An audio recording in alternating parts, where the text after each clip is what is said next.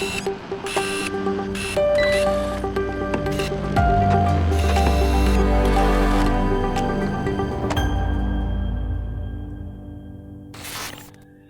good morning, everyone. This is Mark Brahmstadt, Senior Vice President at Archer here. With me today is Roslyn. Roslyn? Hi, I'm Roslyn. I work with Mark. I'm very, very lucky. I am an account manager here at Archer. And happy Cybersecurity Awareness Month, Mark. Every year we look at it and go, it's coming up, and then we go, it's past. So, Yeah. we kind of kicked it off last week with a couple of great sessions. I was at the MRO, and you were at the RF, and RF, I know I yeah. just used a couple of acronyms. Most in our industry will know what those are, but why don't you talk about the Reliability First conference that you were just at last week, and kind of what the theme was and how it went? Okay, so I was at the Reliability First workshop that took place in Pittsburgh, Pennsylvania. First of all, shout out to Pittsburgh. It was amazing. Black and yellow forever. I'm Canadian, so heading to an American city like that was such a pleasure. Now, we talk about, themes and, what these conferences are really about. And really, they're about where the puck is going in the industry, where the gaps are, and really just people networking and seeing people face to face after COVID. Ours was heavily attended. Mark, how was the attendance at MRO? It was wonderful. It was listed as a joint virtual and in-person event. So they had all the cameras and sound to broadcast. I think we had over 100 about maybe right about 120 people in person, and I know it was equal that online as well. So there was at least about 220 people that were listening in at any given point. Very good. I'm not sure about the online piece, but if you were there in person at RF at least, they were giving away tons of swag, and I actually got a nice coffee mug for my coffee talk RF. So I'll break that out next week. But it was good to be with people. It was good to just have that face-to-face interaction and listen to the industry leaders. Did you guys have workshops or was it all networking? Tell me a bit about the flow of your at MRO. Yeah, great questions, Rosalind. In the sessions were all good. I think whenever you have an event like this, you're trying to bring content that hits a wide array of people. And some of those individuals have been in the industry doing jobs for 20, 30, 40 years. Other folks are brand new in role and maybe a little bit newer to security or compliance. So I was at the Midwest Reliability Organization, MRO in Oklahoma City. First time I'd ever spent a night in Oklahoma City. I had flown through, I've driven through. The downtown was gorgeous. It was very solemn. Had a chance to go visit the Oklahoma City bombing memorial. Again, I was thinking, gosh, it's been a while ago. I can't believe that's coming up on 30 years. I always try and see a little something about the cities that I get to visit. And, I was very honored to go spend some time there with a couple other folks. So That's nice. but the conference itself was really focused on cybersecurity. While the sessions were good, and some landed on me differently than it probably landed on the people sitting next to me, as far as knowledge and takeaways, really the hallway conversations are the benefit of these. So I talked about the people that were listening in online. It's unfortunate that not everyone can be there. I get it. There's time, there's expense involved with it, but a lot of what you get to learn, see, and do is going out to grab a cup of coffee, having dinner afterwards, eating breakfast with folks in the morning. So that I feel like we've kind of gone past the whole COVID thing now, and folks are back into kind of the flow of getting to create some relationships and partnerships in person again, which is wonderful. But one of the key takeaways we got, at least I got, was there are other people who look like me in the industry. There are other women. We talked about how the trajectory of working in cybersecurity as a millennial, it wasn't something we really grew up with at school in terms of career path. It was really like nurse, doctor, lawyer, teacher.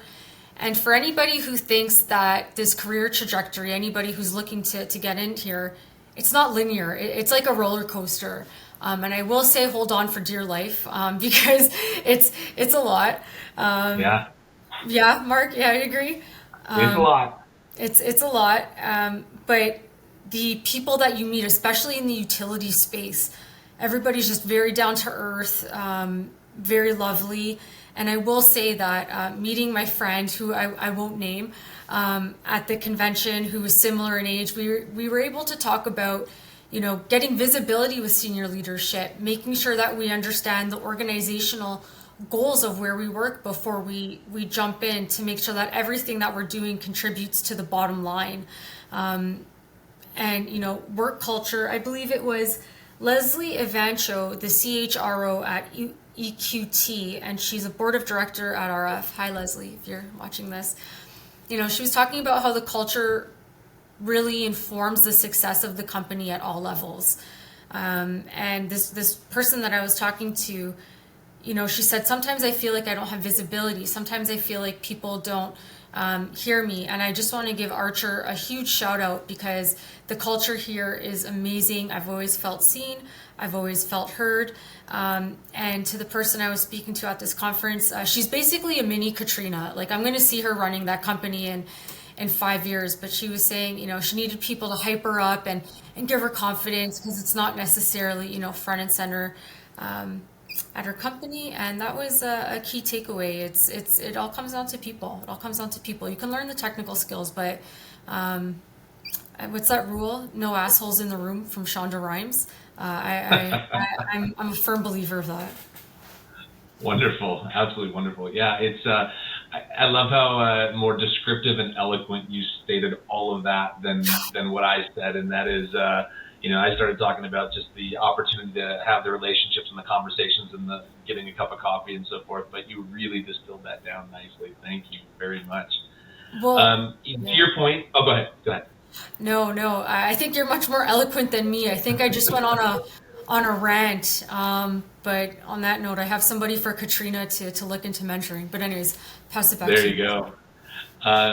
It's interesting to me to see how we both started going down that conversation with talking about the people and the relationships, and we haven't even talked about the content of what we went and took part in the last couple days each. I'll start, and then I'll kick it over to you. There's a couple things that were kind of landed on me. First of all, the focus of this whole event was cybersecurity for the MRO. The first little more than half day was focused on training. And they had the two sessions that really, I'll say, stuck out the most to me. I want to get these right here, so I'll read them out. Is Idaho National Labs kind of presented on some of their training and what they're doing. And one of the things that they did there is they set up an escape room focused on cybersecurity. And you could go in there like me, and who's not the technical person, and you're not going to sit down and, for lack of better words, hack your way out of a room. But to really give you, it's more about the strategic thought process. At least that's the level they kept it at for this event, which was great for me. Nice. But that was a great hands-on, as well as conversational piece that they brought to the conference. And then the second piece, I've had the pleasure of hearing Bryson Bort talk before. He's the CEO and founder of Site, and the conversation he talked about was purple teaming. The whole idea of how you're going to test your systems, pen test for lack of better words at times. But the whole approach on purple teaming, and I won't go into all the detail on this call, but how to create a really collaborative, detailed approach to go after for your organization. And I saw a lot of folks taking notes, so I think that was a session that landed on folks quite well. I love that. So that was all the training side, and then the next day was really on some of the presenters. For me, the best keynote we were blessed with having Rob Lee from Dragos there. Oh, wow. Rob's always a great speaker and has some great content and really just brings so much technical prowess to a conversation that is ever changing, and sometimes it's not changing enough, and that's really kind of some of what he brought to the talk. And just engage the audience as a whole. So that was a great one. And then I'll jump to the end, not to skip everything in the middle, but just in the essence of time. There was a good session on physical security. Dr. Jennifer Hesterman, retired colonel in the U.S. Air Force, and Norma Brown, she's the Corporate Security Reliability Standards Compliance Manager at Ameren Corp.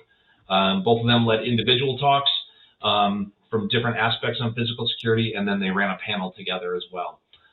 Again, really engaging, great content, and I thought the MRO did a great job of pulling really just a diverse group of individuals from out of industry to come talk and share stories and hopefully incite some change in the world. So it was good.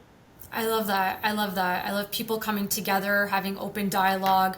That's what I love about this industry. Like you were saying, I just feel like it's all one big hallway chat. People are always staying connected, and everybody kind of knows what's going on.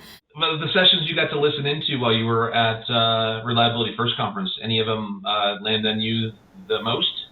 For me, it was the Leslie Evancho, the presentation about human performance in the energy industry, and how that there's a huge disparity between talent, and there's going to be a lot of vacancies in the cybersecurity world. I mean, there is now, that's not news to anyone, but she was just talking about, again, nothing's linear in this industry.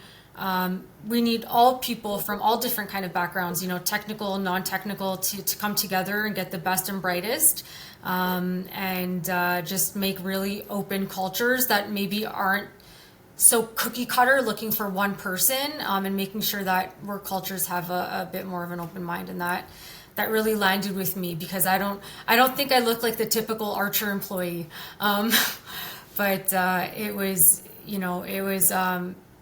very nice to know that that's something that was being mentioned. What I love about Archer is we have Nick Weber. He's the person who I had the relationship with 10 years ago, who brought me into Archer. He manages all of our physical security. So, at these conferences, we are tackling things like physical security, SIP 14. I'm just going to say it was interesting that physical security is getting more and more airtime at these conferences. Yeah, it definitely has. The conferences, the conversation has engaged the physical side more so than I'll say 5 years ago. It's always been there, but the level of detail in that conversation has unfortunately needed to be escalated as well. So yeah, it was a great conference. We've got a lot going on the rest of the year. I know you and I are going to head up to, well, you're going to head over. I'm going to head up to Canada and head to GridSecCon in Quebec City, coming up here in a week and a half, 2 weeks. So I'm looking forward to that. I've spent some time in Canada, but never in Quebec City. And I really miss the in-person GridSecCon conferences. They are always, again, just it's about the people. The number of and types of individuals that attend those conferences are really it's really powerful. They're really powerful in our industry. So it's great to just spend some time with current clients, past clients that we haven't seen in a while, and hopefully make some new relationships as well.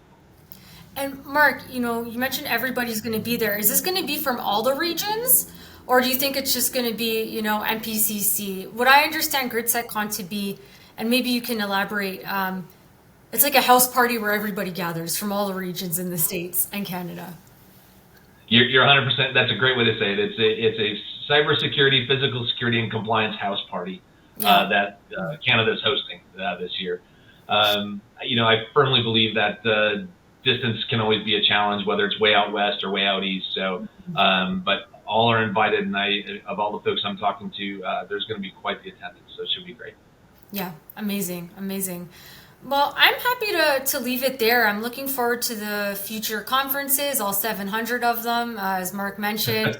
We're going to be on the road, lots of coffee talks, lots of great LinkedIn content from Mark, and I'm just happy to leave it there. Say thanks, everyone, for inviting us and watching. Well, likewise, Roslyn. Great conversation with you. And to those out there watching this who've stuck around to the end, check us out on YouTube. There's quite a bit of content out there, different different ways in which we engage our all of you, our clients, and the industry as a whole. So some of it will work for you, some of it may not, but enjoy the different content, enjoy what's out there, share with your teammates. Have a great rest of the day. Thanks. Bye. Stay up to date on all the videos we release here at Archer by clicking on the subscribe button. Click on the bell to be notified right away when we release new videos. If you know of a topic or someone you think we should talk to on DirectConnect, please let us know in the comments below.